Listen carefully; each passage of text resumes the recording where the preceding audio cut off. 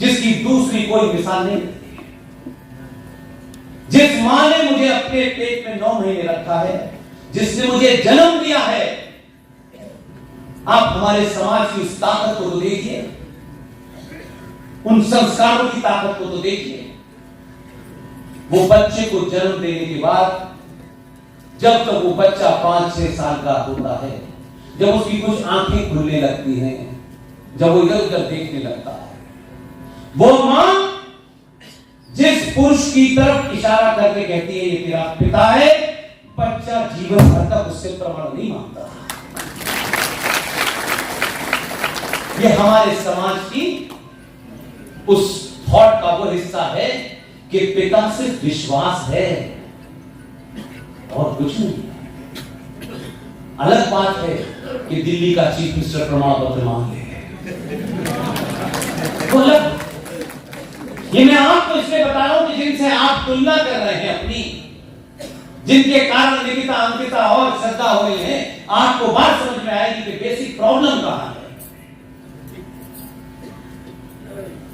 और इसीलिए हम सब लोग बहुत बड़े बड़े कामों को तो बहुत देखते हैं, ये हाईवे बन गया, ये मंदिर बन गया, ये फलाना बन गया। वैसे अगर आप भी आज भी पूछें, मैं पॉलिटिकल साइंस का स्टूडेंट रहा हूं, 22 साल में पत्रकारिता की, मैं पूरा चक्कर घूम के आया हूं। ऐसे ही नहीं आ गया कि चलो कुछ काम नहीं है तो राष्ट्रवाद का काम करेंगे, ऐसा नहीं। आज भी हमारे यहां जिन कामों से आने वाली नस्लों का एक ऐसा आत्मविश्वास बढ़े, हम उन कामों की ना तो मांग करते हैं, और वो हो भी जाते हैं तो कभी उनकी चर्चा नहीं करते हैं, क्योंकि हम सिर्फ मटीरियल में ढूंढते हैं कि अच्छा अब हमें 2 महीने की बिजली फ्री मिलेगी और 4 महीने का चावल फ्री मिलेगा, तो ये बहुत अच्छे है, जीवन भर के लिए बेकारी बना दिया है। लेकिन एक छोटी सी बात का मैं कनेक्ट करना चाहता हूं आपसे। अंग्रेजों के जमाने में हो रहा था और आजाद भारत में भी हो रहा था। ये जो 15 अगस्त को झूठी आजादी का हमको गुणगान बताया गया है कि 15 अगस्त को भारत आजाद हुआ, और थोड़ी देर के झूठ को मान भी लेते हैं। ये जो बार बार एक बात कही जाती है, ये 2014 तक हो रहा था। किसी ज्ञानी ने, किसी विश्वविद्यालय ने इस छोटी सी घटना का कभी जिक्र नहीं किया, क्योंकि उसको लगता था नौकरी करनी है, घर चलाना है, खत्म, एक दिन चले जाएंगे, खत्म। हमने जीवन को इससे आगे सोचे नहीं, नौकरी, बच्चे, शादी, बड़ा मकान, 4 कार, बस ये हो गया तो जीवन सफल है। यही जीवन की बर्बादी का कारण है। अंग्रेजों ने बहुत सोच करके आपको आजीवन कुंठित रखने, इंफिनिटी कॉम्प्लेक्स का शिकार रखने, आप में कुंठा बजाए, आपको एहसास कमतरी से आप जिंदगी भर ये सोचें, और जब आप सोचें तब तक 100 साल निकल जाए। आपके बेटे की जन्म तिथि क्या है? आपके बेटे का पिता कौन है? जब तक अंग्रेज अफसर उस सर्टिफिकेट को अटेस्ट करके साइन नहीं करेगा, कोई इंस्टीट्यूशन आपके उस सर्टिफिकेट को नहीं मानता। अब मेरा सवाल यह है कि भाई मुझे बताइए, मेरी मां जीवित है, मेरे पिता जीवित नहीं है, मेरे पिता कौन है ये सिर्फ मेरी मां के अलावा कौन जानता है? कोई जानता हो तो मुझे बता दीजिए। लेकिन अंग्रेजों ने आपको जलील करने के लिए ये रखा कि तुम्हें तुम्हारा बाप कौन है ये जब तक हम सर्टिफाई नहीं करेंगे, तुमको नौकरी का ये सर्टिफिकेट वैलिड नहीं होगा। ह्यूमिलेट किया उसने आपको, क्योंकि आपको ये लगा ही नहीं कि ह्यूमिलेशन के लिए हुआ है। तो 47 से लेकर के 2014 तक ये जलालत हम झेल रहे हैं। ये हमारे मन में कभी आया नहीं कि यार मेरे पिताजी का नाम यह है, मैं जानता हूं, मेरी मां जानती है, इस आदमी को कैसे पता, इसने कहां से पता करवाया कि भाई इनके पिता का नाम स्वर्गीय बलदेव प्रसाद, कहां से पता? लेकिन आप इसका साइकोलॉजिकल असर देखिए। एक आदमी जिस पे डिग्री नहीं है, कोई डिग्री नहीं है, लेकिन उसको शायद ये रहा होगा, मैं सबसे ज्यादा उस फैसले को महत्व देता हूं। सिर्फ एक गवर्नमेंट का जियो निकालना था, कोई इसके लिए संसद में 370 340 एमपी लाने की आवश्यकता नहीं, और उसने एक जियो निकाला और कहा कि आज से आपके पिता के सर्टिफिकेट, डेट ऑफ बर्थ के सर्टिफिकेट आप खुद अटेस्ट करेंगे।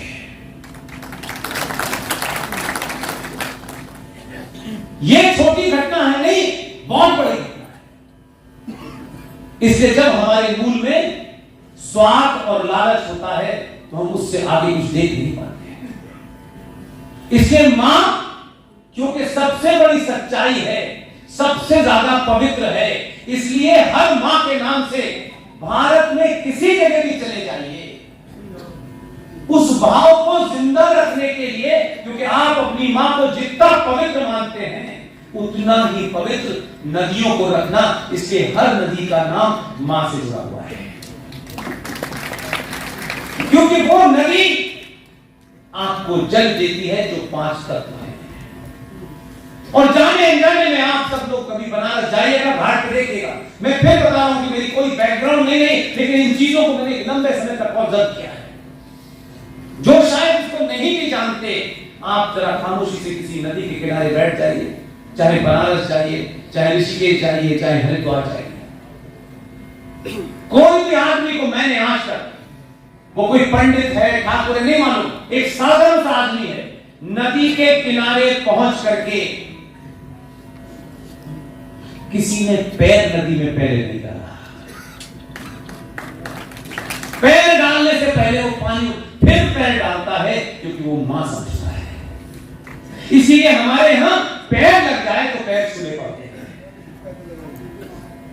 इसलिए हर नदी को, ये गंगा नदी है, ये जमुना नदी है, ये कृष्णा नदी है, सबको मां के भाव से जोड़ा, ताकि आप उस नदी को उतना पवित्र रखें, क्योंकि 5 तत्वों का एक तत्व है। लेकिन हम इसके बारे में चर्चा नहीं करते। हम तो मंदिर मंदिर घूमते हैं कि इस मंदिर में मनोकामना हो जाए, इसमें नहीं हो तो उसमें हो जाए, इस भगवान से कुछ नहीं चल रहा तो टेलीविजन में और इस फिल्म इंडस्ट्री ने एक मां पैदा कर दी जिसका नाम था संतोषी मां, हमने उसका भी काम शुरू किया। और हमारे पास इतनी माएं हैं और इतने महान महान भगवान हैं, फिर भी कम पड़ी तो चांदनिया को बिठा दिया हमने मंदिर में। इसको भी पूछो, दुकान खुल गई है, फ्रेंचाइज मिलती है उसकी। पूरी दुनिया में और पूरे भारत में हम ही सबसे ज्यादा मूर्ख हैं क्या? न तब कोई मोबाइल था, न तब कोई संचार क्रांति थी, तब भी वो ऊंट पे बैठे हुए थे, आज भी वो ऊंट पे बैठे हुए हैं। उनको तो जो 1400 साल पहले कह गए हैं, उनको उसके अलावा कुछ सुनाई नहीं दे रहा, और आप रोज बदल देते हैं। वो लटके हुए सूली पे वहां भी एक खेल चल रहा है। तो कौन सा कारण है कि आप अपने रास्ते से भटक गए? उस सब के पीछे एक ही कारण है कि हम लालची हो गए हैं। इन लालच के कारण ये ब्राह्मण, ये ठाकुर, ये बड़े, इसी लालच के कारण है। हमने कभी सनातन की सामूहिक शक्ति को न खोजा न ढूंढा। इसलिए मैं कहता हूं, वोट किसको आप देते हैं कोई इशू नहीं, किसी को वोट दे दीजिए, मेरा कोई उसमें झगड़ा नहीं है। मैं किसी पार्टी का ना फेवरेट हूं ना मेरी कोई फेवरेट है,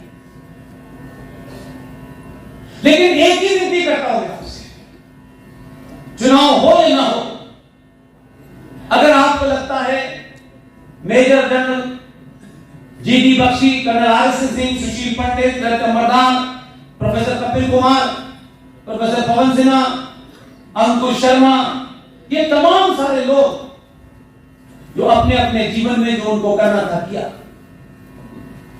आज इनमें से कोई ऐसा नहीं है जिनको दिन में 5 बार मारने की धमकी न मिलती है। कभी कोई गुजरात में पकड़ा जाता है हथियारों के साथ में, कभी कोई दिल्ली के अंदर पकड़ा जाता है, कई बार कुछ हुआ भी तो उसको हमने पब्लिक में नहीं लाए ताकि लोगों को यह न लगे कि ऐसा होने वाला है। कई घटनाओं के बारे में हम सार्वजनिक मंच से जिक्र नहीं करते, हम डिमोरलाइज नहीं करना चाहते किसी। लेकिन हमारी मुहिम नहीं रुकती। इसलिए यह मत समझिए कि हमारा कोई एजेंडा है। हमारा 0% भी एजेंडा नहीं है, और 100% एजेंडा सिर्फ यह है कि सनातनी जब घर की चौखट पार करे, चौखट के अंदर रहे, तब वो ब्राह्मण है तो 24 कैरेट का ब्राह्मण रहे, ठाकुर रहे, बनिया रहे, दलित रहे, लेकिन घर की चौखट से जब बाहर निकले तो सिर्फ सनातनी हो।